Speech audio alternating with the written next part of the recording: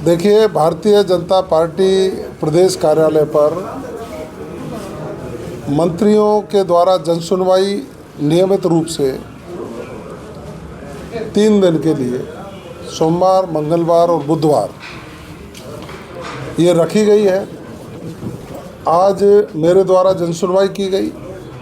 दूसरे साथी मंत्री आदरणीय सुरेश जी रावत साहब को आना था, लेकिन उनके बड़े भाई का देहावसान होने के कारण वो इसमें उपस्थित नहीं हो पाए। हमारी श्रद्धांजलि है। प्रदेश के महामंत्री भाई भूपेंद्र सैनी जी और मैं दोनों बैठे, हमने लोगों को सुना।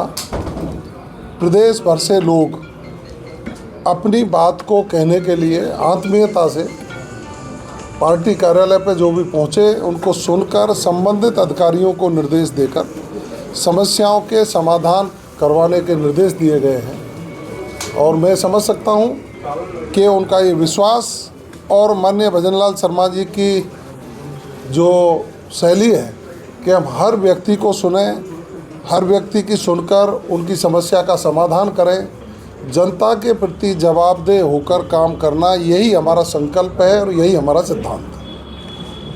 मैडम जी, आज आपके जो जनसुनवाई हुई है उसमें शायद कुछ कांग्रेस के लोग भी आए जनसुनवाई में। अब देखिए, यही तो जन विश्वास है, पार्टी के कार्यकर्ताओं की जनसुनवाई। और विशेष रूप से हम परमिशन दे देते हैं, कोई विशेष समस्या लेकर के कोई आया है।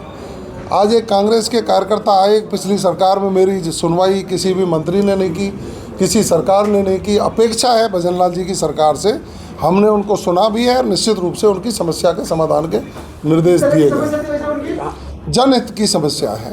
नाम क्या था उनका, कहाँ से आए थे? दे देंगे, बोल जाएंगे।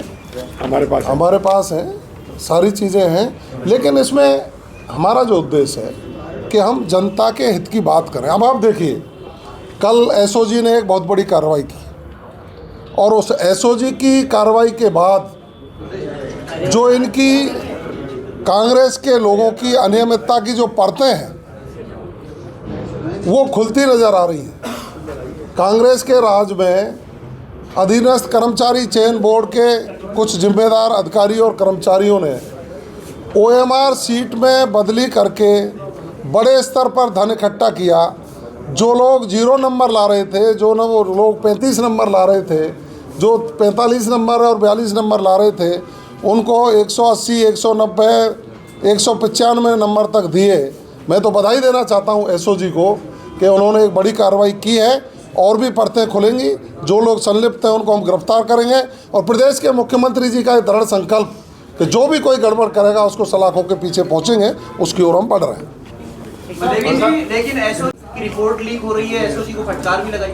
मैं समझ सकता हूं कि जो भी व्यक्ति, जो भी संस्था, जो जहां भी किसी भी स्तर पर गड़बड़ी होगी उसको हम निश्चित रूप से कार्रवाई करते हैं। हमारा ये दृढ़ संकल्प है कि राजस्थान में जो भी व्यक्ति अपराध करने की कोशिश करेगा, हम कानून सम्मत कार्रवाई करके उसका इलाज करने का काम करेंगे। यही भजनलाल जी का संकल्प है।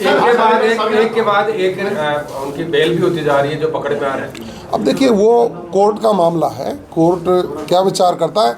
हमारा काम है कि हम जो गड़बड़ करता है उसको गिरफ्तार करें, उसके खिलाफ ठोस सबूत इकट्ठे करें और उसका चालान पेश करें। बाकी न्यायिक प्रक्रिया है, उस पर मैं टिप्पणी नहीं कर सकता।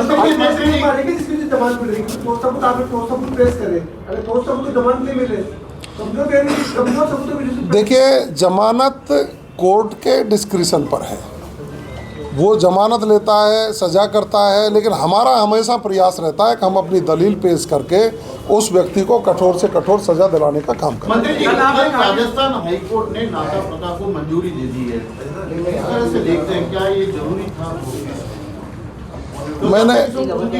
देखिए, मैं ये कह सकता हूँ कि माननीय उच्च न्यायालय ने जो कोई निर्णय दिया है उसका हम परीक्षण करने के बाद सटीक बात आप लोगों से करेंगे।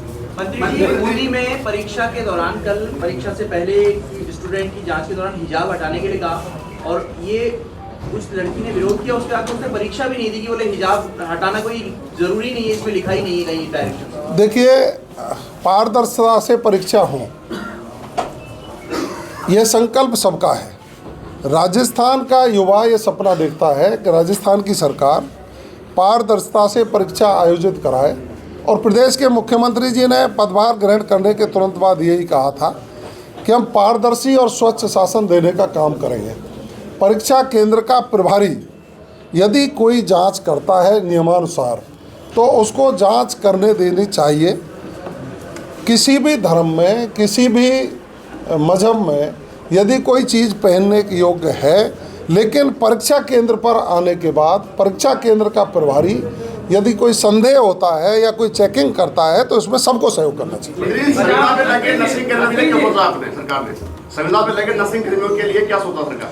ये नीतिगत निर्णय है, सरकार विचार करेगी, जो भी संभव होगा। आप सबको बहुत बहुत बधाई। बसंत पंचमी का त्यौहार आ रहा है, आप सब लोग खुशी से मनाएं। आपका परिवार हंसी खुशी रहे, प्रगति करे। बहुत बहुत धन्यवाद।